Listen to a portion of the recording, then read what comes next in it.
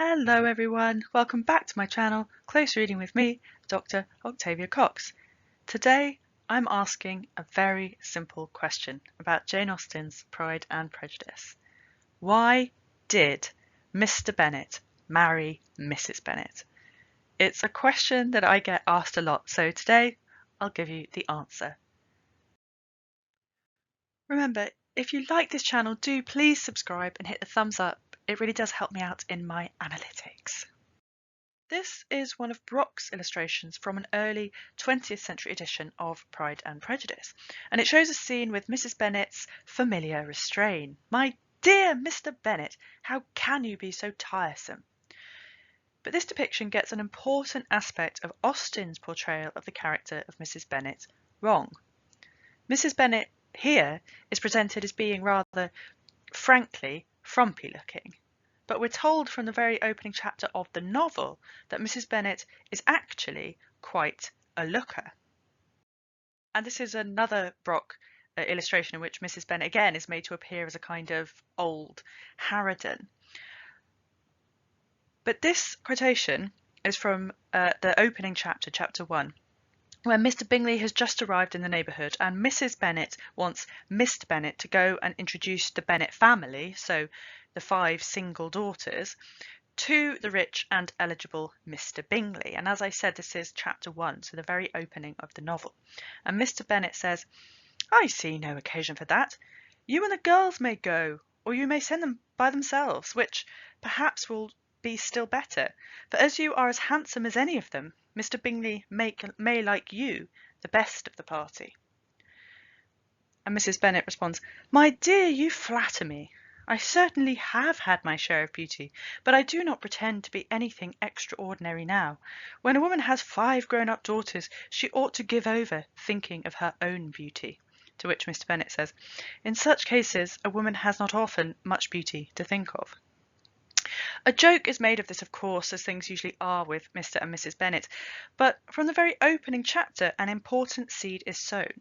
Mrs Bennet was, even is, a beauty, and it's clearly implied that Mr Bennet is still aware of her physical attractions. "You are as handsome as any of them." Mr Bennet's comment is in the present tense. You are handsome, not you were handsome. We can infer furthermore from Mr Bennet's comment that in such cases a woman has not often much beauty to think of, that Mrs Bennet is one of the exceptions. And the joke works much better if Mrs Bennet is actually still handsome.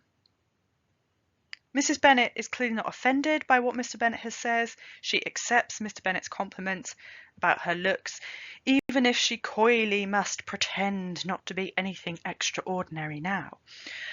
And here perhaps we can actually see the remnants of the kind of flirtation that must have marked their courtship. Mr Bennet complimenting her and Mrs Bennet coyly accepting the compliment. We must remember that the Bennets were physically compatible enough, shall we say, to have had 5 children with each other, and continued to try for a boy for years after the birth of Lydia. Lydia is their youngest daughter, who is 15 years old when the novel opens.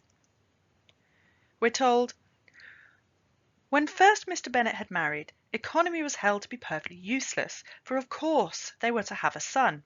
The son was to join in cutting off the entail as soon as he should be of age, and the widow and younger children would by that means be provided for. 5 daughters successively entered the world, but yet the son was to come, and Mrs Bennet, for many years after Lydia's birth, had been certain that he would. This event had at last been despaired of, but it was by then too late to be saving. Mrs Bennet had no turn for economy, and her husband's love of independence had alone prevented their exceeding their income." This is a beautiful example of how Austen provides many layers of meaning within one passage. Of course, at first our attention is drawn by the narrative voice to pay attention to the economics that are described, that Mr and Mrs Bennet are both somewhat careless with money, certainly with saving. Mrs Bennet has no turn for economy, but also Mr Bennet has not sorted out the family's finances, which really it was his duty to do. But the economics of the Bennets is a talk for another day. The point at hand here is that below the surface level of economics, what this passage also reveals is that Mr and Mrs Bennet continued to try for another child for many years after Lydia's birth. How long is many years? 5 years? 10 years? 13 years? It's typically Austenian in its unspecificity, and yet, at the same time, its revealingness. This event had at last been despaired of. Again, how long ago actually is that? Let us say that Mrs Bennet got married at 17 years old, because that makes the maths easier. But say she got married at 17. That would make her now about 40 years old, which is not necessarily beyond childbearing age. Remember also that Mr Collins has only recently wanted to extend the olive branch, and the narrative voice explicitly mentions a son cutting off the entail here.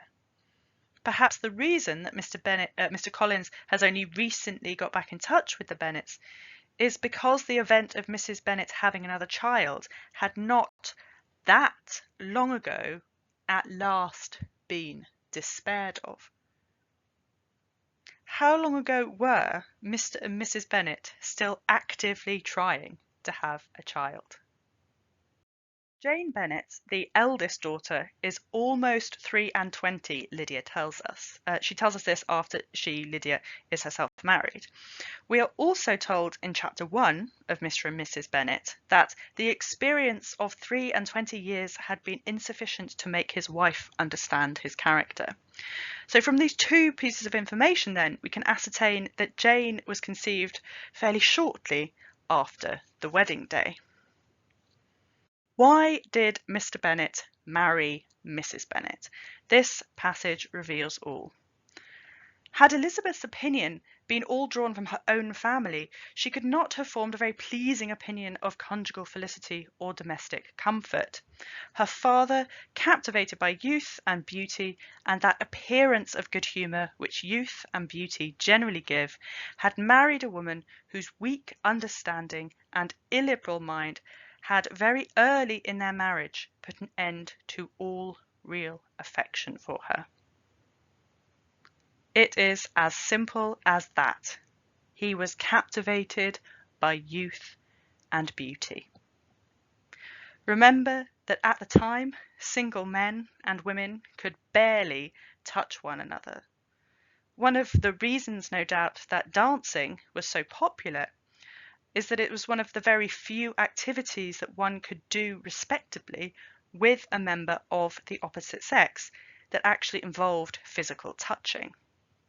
So Mr Bennet is one of those people for whom the old proverb applies: marry in haste and repent at leisure. Marry in haste and repent at leisure because you just can't wait any longer to touch each other a little bit more than you're allowed to if you weren't married to each other.